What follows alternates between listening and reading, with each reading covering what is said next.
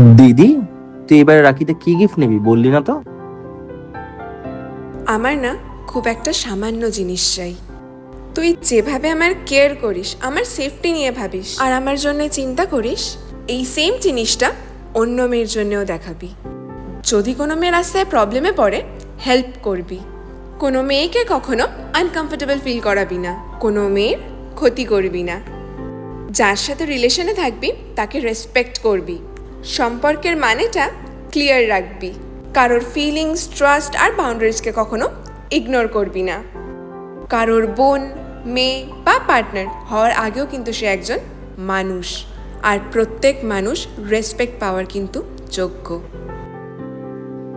আমি জানি তোদের জেনারেশনের ছেলেরা এডুকেটেড, ম্যাচিওর, কিন্তু তাও কিছু সময় না মেয়েরা ভয় পায়। রাস্তায়, পাবলিক প্লেসে বা কোনো নতুন জায়গায় বাই চান্স যদি। তাই আমার রাখি গিফটটা হলো শুধু আমাকে না, প্রত্যেকটা মেয়েকে সেফ আর কমফোর্টেবল ফিল করানো।